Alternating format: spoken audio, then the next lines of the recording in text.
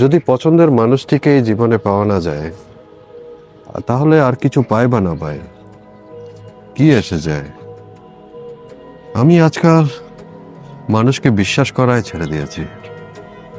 সে নাকি এই পুরো দুনিয়াতেই আমার মতো খুঁজে বেড়াচ্ছে, আর যে দুনিয়াটা আমি তার জন্য ছেড়ে এসেছিলাম। कुछ और नहीं बाकी